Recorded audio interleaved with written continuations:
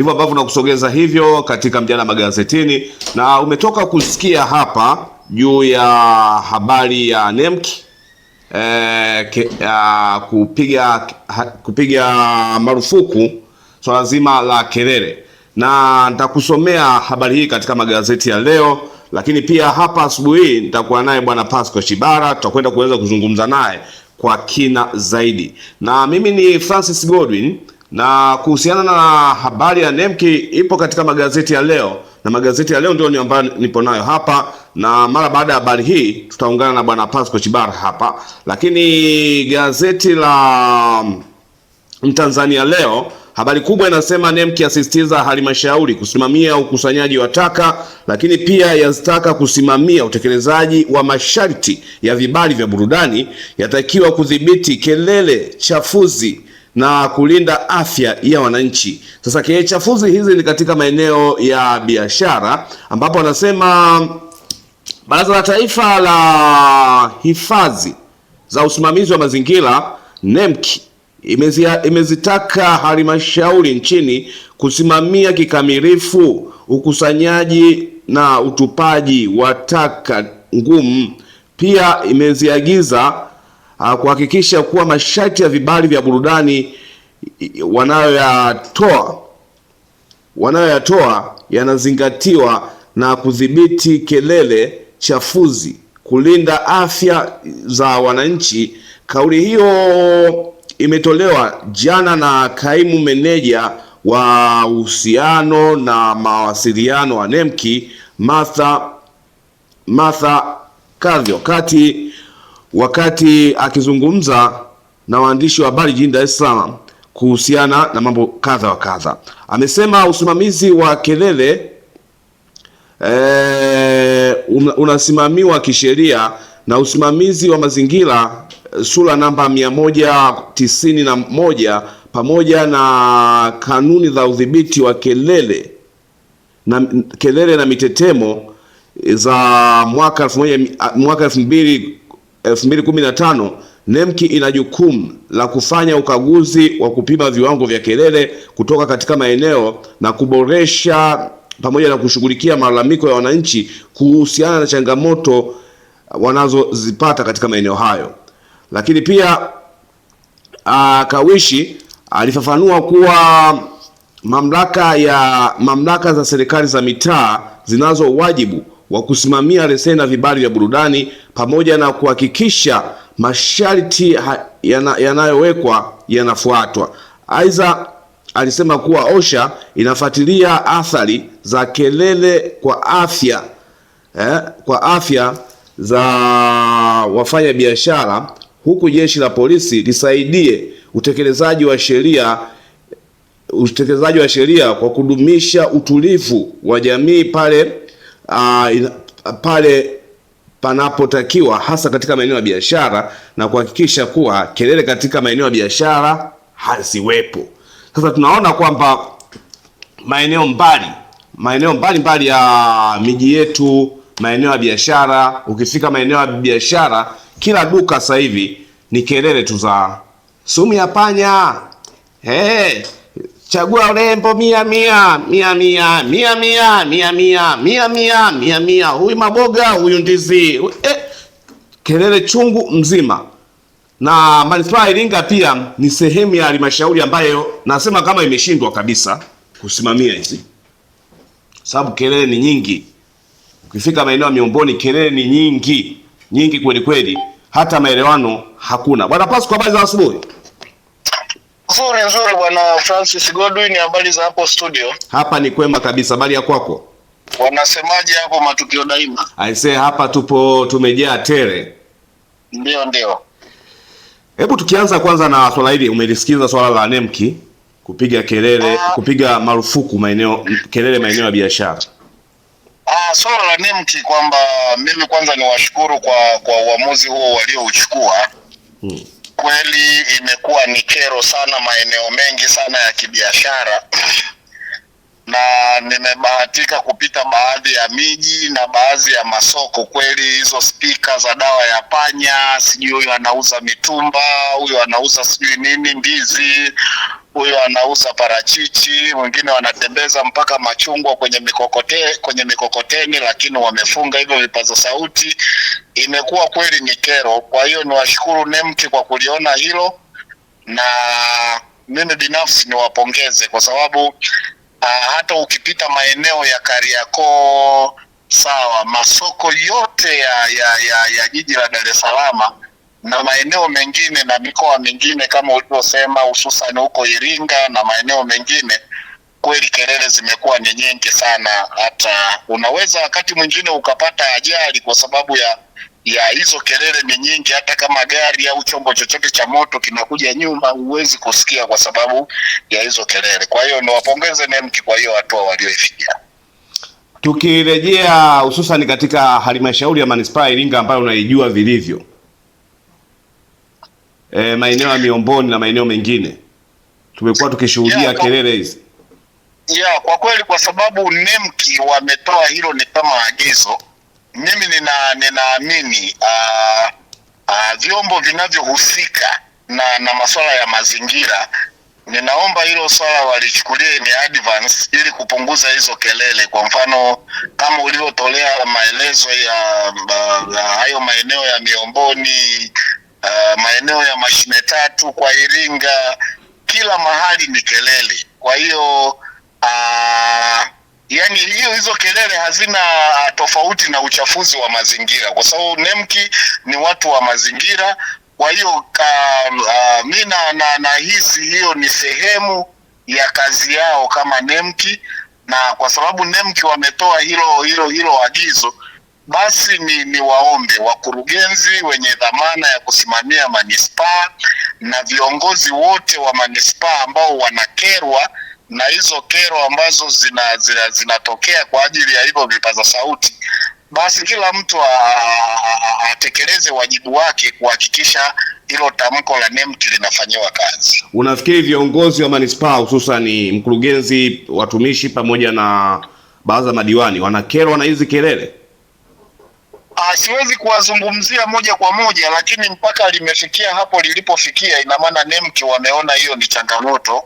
Kwa hiyo kama baraza la madiwani na baadhi ya madiwani wa rafiki zangu, mstahiki meya hapo wa Iringa mjini, rafiki yangu kabisa, kama ananisikia, basi hilo ni swala ambalo na wao kama wanaweza wakalichukua wakapeleka kwenye vikao vyao vya baraza la madiwani likajadiliwa, na hilo ni kero kwa kila mtu, si kwangu tu au si kwa watu wengine, lakini inawezekana na wao wanajua, na ili tuendelee kutunza miji yetu na miji iendelee kuwa tulivu na heshima kubwa, kwa sababu maeneo hayo, kuna maeneo ambayo watu wana chemba zao za kisheria, watu wanahitaji utulivu, wakati mwingine watu wana biashara za maduka makubwa ya jumla ambayo hayahitaji vipaza sauti, sawa. Kwa hiyo na wenyewe pia wanaona kero. Hakuna mtu ambaye haoni kero ya hizo spika zilizozagaa huko mitaani kila mahali. Watu wanaona kero, lakini inawezekana tu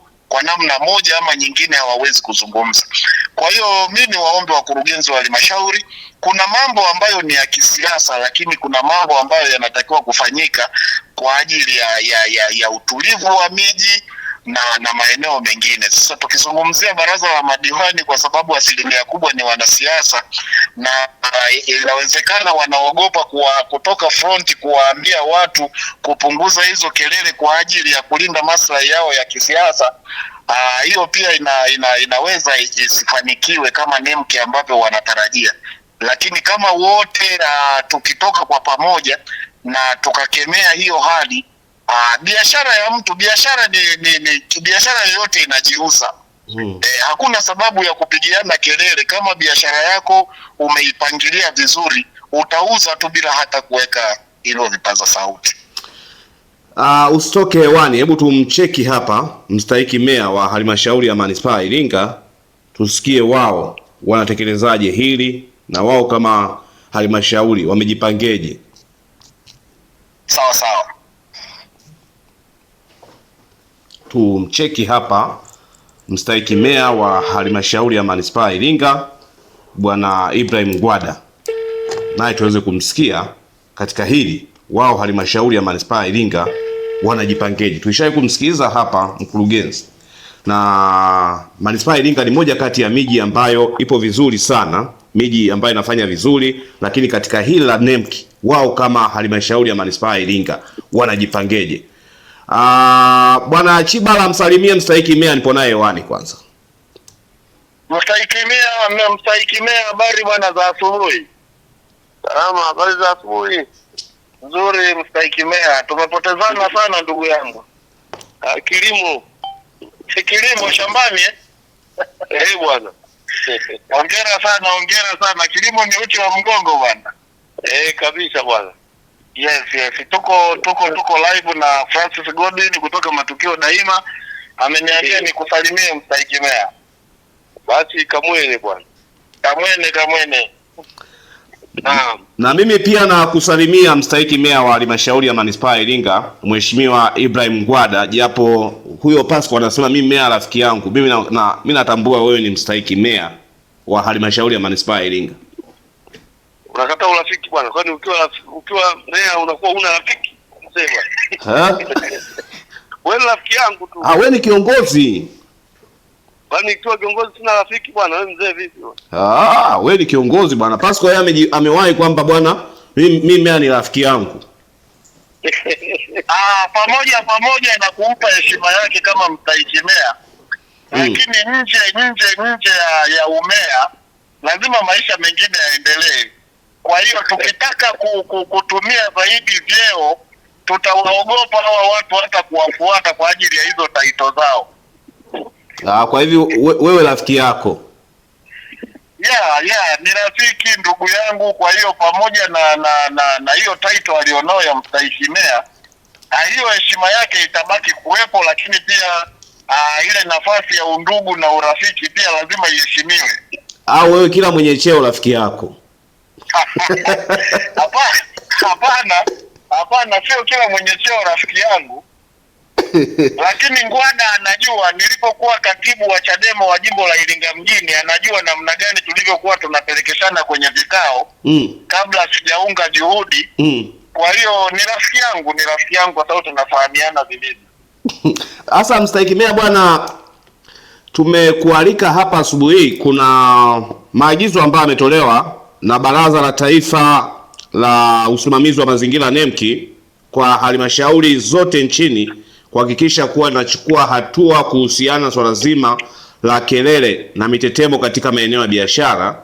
Na kwa kuwa tupo manispaa ya Iringa, manispaa ya Iringa ni miongoni mwa maeneo ya wafanya biashara ambayo yana kelele sana, na mathalan ukifika hata maeneo ya msikiti wa Ijumaa Miomboni pale, unakuta watu wanasali ndani, huku simu za mkopo. Sasa nyie kama halmashauri, sheria inawapa mamlaka ya kuchukua hatua.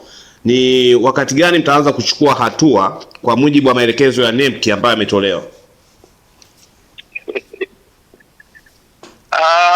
Japokuwa ni swali la kiutendaji sana, lakini kwanza ni kweli kwamba kelele ni kosa, miongoni mwa makosa kabisa, na halmashauri kama halmashauri inapaswa kuchukua hatua kwa hata wale ambao wako mitaani wanapiga kelele, kwa sababu Ndio. Tunakusikia. Tunakusikia Mheshimiwa Meya. Bwana Chibana, naona Mheshimiwa Meya ameondoka, ngoja tumcheki tena. Tumrejee tena Mheshimiwa Meya, naona labda mtandao.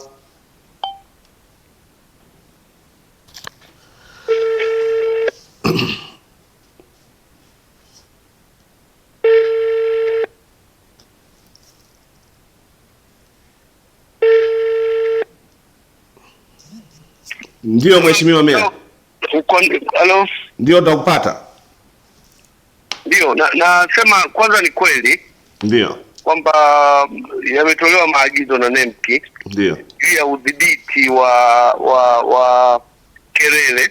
Ndio. Katika maeneo mbalimbali. Lakini sisi kwa maana ya halmashauri kwanza tulianza kujaribu kufanya jitihada za kuzuia kelele kwa kuwataka watu ambao wanafanya shughuli katika maeneo mbalimbali ya kumbi, hata kumbi za starehe, kuhakikisha wanaweka soundproof kwenye maeneo yao.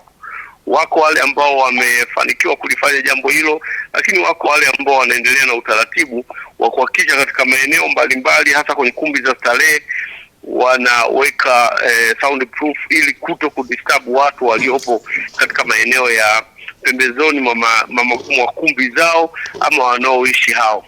Kama ambavyo unajua Iringa, kumbi nyingi ulizonazo utakuta maeneo ya pembezoni kuna watu wanaishi, na pia kumbi nyingi hizo ukiacha tu wakati wa mchana kufanya kazi, lakini wakati mwingine wanafanya kazi katika kipindi cha usiku. Kwa hiyo wanakuwa wana disturb wale watu ambao moja wako kwenye majumba zao, watu wamepumzika, wanaweza kwa disturb. Kwa hiyo sehemu ya kwanza tumejaribu kufanya udhibiti wa kelele kwa kuwataka wale wote wenye kumbi za starehe, wenye mabaa ambao wanapiga muziki, night club, watu kuhakikisha kwamba wanaweza kuzuia sauti zisiweze kutoka nje. Lakini jambo la pili, kwa wale ambao wanafanya matangazo ya shughuli mbalimbali, kwa mfano mabarabarani, pamoja na kwamba tunawapa vibali kwa ajili ya kutangaza matangazo mbalimbali, lakini tumewataka kwenye baadhi ya maeneo kuhakikisha wanazima hizo sauti zisiweze kwenda kudisturb kwenye baadhi ya maeneo.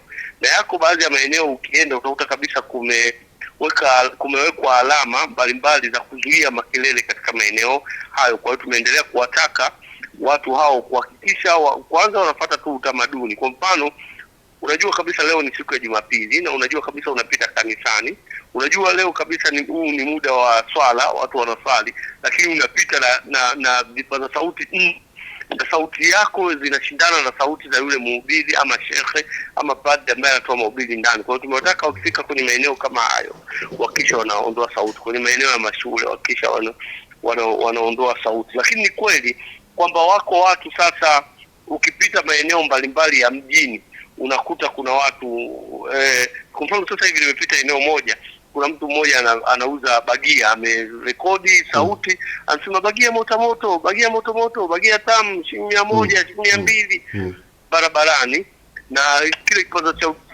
sauti chake kipo juu sana. Manake hiyo ni kweli ni noise pollution.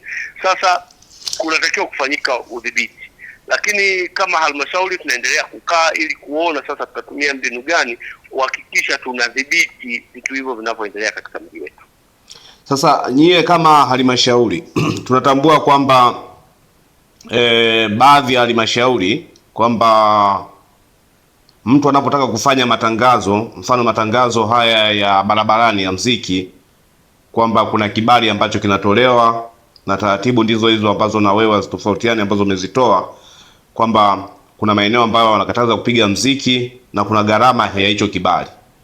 Lakini pia matangazo haya ya kawaida tunafahamu kwamba mtu akitaka kubandika tangazo lake katika eneo lake la biashara anatakiwa ile tangazo kuweza kulilipia. Vivyo hivyo katika upande wa hawa wanaofanya matangazo ya muziki, yeye labda manispaa mna mkakati gani kuhakikisha kwamba hawa wanaohitaji kufanya matangazo haya ya muziki wanalipa kodi kwenye halmashauri? Ndio utaratibu. Kwa mpaka sasa hakuna mtu ambaye atafanya tangazo barabarani bila kuwa na kibali, na kama unakuwa na kibali maana yake kibali hicho kimetozwa kodi zote stahiki za halmashauri. Kwa hiyo ukiacha wale ambao wanakiuka, kama ambavyo maeneo mengine watu wanaweza kukiuka sheria mbalimbali, ukiacha hao wanaokiuka, kwa kweli tozo mbalimbali zinaendelea kutozwa kwa wale ambao wanafanya shughuli hizo za matangazo katika maeneo mbalimbali. Kimsingi tunachozungumzia hasa ni swala la udhibiti. Sisi kama halmashauri tunaendelea kufanya udhibiti. Yale matangazo ambayo tunaona hayana sababu ya kipuzi hatuwezi kuruhusu, lakini kila tangazo linapita, kuna kitengo maalum pale cha utamaduni, wanaangalia ni tangazo la aina gani, unataka kufanya nini, wakiona linakidhi vigezo wanaruhusu. Kama wangekuwa kwa mfano wanaruhusu kila tangazo, manake mji wetu ungekuwa na kelele kila wakati. Kwa hiyo kuna baadhi ya matangazo yanazuiliwa, kuna baadhi ya matangazo yanaruhusiwa kufanyika. Sasa ukifika maeneo ya Miomboni, kila duka baada ya duka moja ama duka matano unakuta sauti ya speaker. Ni kwamba kelele hizi zimekuwa zikichafua mji wa Iringa na hata kupelekea kwa wageni kuhisi labda manispaa ya Iringa ni sehemu ya utalii wa kelele. Sio swala la Iringa tu Francis. Ni nchi nzima, ni maeneo mengi. Kuna maeneo watu wanafanikiwa kudhibiti kwa kidogo, lakini kwa sababu watu wanataka kupata riziki, kwa hiyo imekuwa ni maeneo mengi ya nchi yetu, maeneo mengi ya mkoa wetu, maeneo mengi ya ili jambo linafanyika. Na ni kwa tumia hiyo kutangaza biashara zake, lakini kuna kila sababu na wajibu wa kuendelea kufanya jitihada kupunguza jambo hilo. Kutumia njia nyingine kuhakikisha unatangaza biashara badala ya zile kelele ambazo kimsingi unazifanya na zinasumbua watu katika eneo mbalimbali ya barabara. Kwa hiyo sisi kama halmashauri tunachokiona ni kuendelea kutafuta njia tu za udhibiti wa jambo. Kwa mujibu wa daktari, kwa mujibu wa mganga au daktari wa halmashauri ya manispaa ya Iringa, kelele zina madhara makubwa ya binadamu, na hii hapa ni sehemu tu ya mahojiano ambayo naye kwamba kelele hizi zina madhara makubwa katika afya ya binadamu. Wewe madhara haya unafikiri kwamba ni hatari kiasi gani? Nyie kama baraza la madiwani wenye wajibu wa kusimamia na kutunga sheria mbalimbali, mnaona sasa ufike wakati wa kuchukua hatua kuhakikisha kuwa hamuendelee kuwadhuru wananchi wenu kelele ambazo hazina tija? Madhara kiwango ni swala la kitaaluma, ni swala la kitaalamu ambalo kimsingi mimi singependa sana kulizungumzia kwa sababu ni swala la kitaalamu, lakini tu jambo ambalo mimi kama kiongozi wa halmashauri tunalotakiwa kuzungumzia ni ile udhibiti. Na sisi tunaendelea kufanya mbinu mbalimbali kuhakikisha tunadhibiti jambo hili lisiwe la kupitiliza katika mji. Kimsingi huwezi kulizuia moja kwa moja, kuna baadhi ya maeneo jambo hilo litafanyika, lakini tunaendelea kufanya jitihada ya kuhakikisha sasa halipituki mipaka. Hiyo ndio jitihada ambayo tunaifanya kupitia maafisa wetu katika kata, kupitia wataalamu wetu waliopo katika maeneo mbalimbali. Sisi tunaendelea kudhibiti kuhakikisha kwamba kelele kwa kweli zina sababu zinaondoka. Ndio jambo ambalo tutaendelea kulifanya. Umezungumzia kelele maeneo ya nyumba za ibada, makanisani, misikitini, pamoja na maeneo mengine kama mahakamani, hospitalini, mashuleni, maeneo yale ambayo yanahitaji kelele. Tumeona kwamba katika baadhi ya maeneo manispaa ya Iringa, maeneo hayo bado waumini wake wanaabudu kwa shida sana. Tuchukulie mfano msikiti wa Miomboni. Ukifika msikiti wa Miomboni unakuta mtu anauza simu za mkopo pale na ameweka sauti kubwa huku watu wanasali. Nyie kama manispaa mnaona mnawatendea vyema wale waumini wa ule msikiti pale kwa kelele kama zile, na mnashindwaje kuchukua hatua? Sisi tunaendelea na udhibiti kama nilivyosema Francis. Sisi tunaendelea na udhibiti, tunachukua hatua. Sema tu hatua zenyewe huwezi kuwa, kwa sababu wananchi ni wengi, huwezi kuwa kila hatua unaochukua unautangazia umma. Kimsingi tunaendelea kufanya jitihada na tunahakika kwamba hali itapungua katika maeneo mbalimbali. Ni kweli katika misikiti, katika makanisa, katika maeneo ambayo hairuhusiwi kufanyika jambo hilo utakuta kelele zinakithiri sana. Tunaendelea kufanya jitihada kuhakikisha jambo hili linapungua. Bwana Chibala, karibu swali kwa rafiki yako ambaye mstahiki meya wetu. Bwana Ngwata, nimekusikiliza vizuri na kwa umakini sana, na hongera kwa hizo jitihada ambazo mnaendelea kuzifanya. Mimi sina swali, lakini kwa sababu nimemsikiliza vizuri sasa, na hilo liko juu ya uwezo wao kama manispaa, yeye kama mstahiki meya pamoja na baraza lake la madiwani, kwa kweli wanapaswa kudhibiti hizo kelele ambazo zinatokea, hasa siku ambazo ni za ibada. Na ningependa kushauri hili jambo si jambo kama alivyozungumza la kulichukulia haraka. Kwanza ni issue ambayo inahitaji kwanza elimu kwa hao wafanyabiashara na madhara, na ni lazima waelezwe madhara ambayo wanayasababisha kwa watu ambao wapita njia. Lakini pia kuna ofisi kama nilivyozungumza mwanzo, kuna ofisi za watu ambazo zinahitaji utulivu. Na labda nishauri tu wangeanza hilo swala kulifanya taratibu siku za Jumapili na Ijumaa, wakati ambao watu ni muda wa ibada, basi hao watu ambao wana hivyo vipaza sauti wangepangiwa muda wa kuhakikisha hivyo vipaza sauti vyao muda wa ibada mji mzima unakuwa tulivu, ili kuwapa fursa watu wanaokwenda ibadani, watu walioko makanisani na msikitini, ili wakaweza kumwabudu Mungu wao. Mimi ni Mkristo, tunaamini kwamba tunaabudu katika roho na kweli, na uwezo ukaabudu katika roho na kweli huku ni nje kuna interruption ya kelele na vitu vingine kama hivyo. Kwa hiyo nimwombe Mstahiki Meya kama wanaweza wakaanza kutoa elimu kwa wafanyabiashara, kuwaambia wakati ambao watu wako ibadani, basi wangekuwa wanazima hivyo vipaza sauti vyao muda, ili kuwapa fursa ya watu wanaofanya ibada basi wafanye ibada wakiwa kwenye hali ya utulivu. Lakini Bwana Chibala, unafahamu kwamba madhara ya kelele hizi ni makubwa. Miongoni mwa madhara ambayo mtu anaweza akayapata ni pamoja na kuumwa kichwa, magonjwa ya moyo na magonjwa mengine kwa mujibu wa daktari. Kiafya mara nyingi sehemu kubwa ambayo huwa inakuwa affected ni ubongo, kwa sababu na ubongo una acceptance yake. Mengine ya madhara yanaweza kaonekana na mengine yasiweze kuonekana kwa karibu, kwa sababu kazi ya ubongo inachuja sauti na ina regulate sauti. Sasa kama ikitumia nguvu nyingi, ndio ile mtu baadaye ataumwa kichwa. Lakini madhara mengine ni uchovu kwa sababu ya kelele. Na kama ninavyozungumza, kwa watu ambao wanasikia sauti, kila binadamu ana activity zake, yani ana kazi zake kwa kipindi fulani. Kuna wengine wanataka kupumzika, hawezi kupumzika kwa sababu ya kelele zimezidi, na kama hataweza kupumzika kwa sababu kelele zimezidi, tumemwathiri kiafya. Sisi tunasema ili mtu awe na afya bora, inabidi uwe emotional kuanzia ndani, kisaikolojia, na hii ya nje ambayo tunaona leo mtu ameumwa malaria, ameumwa nini.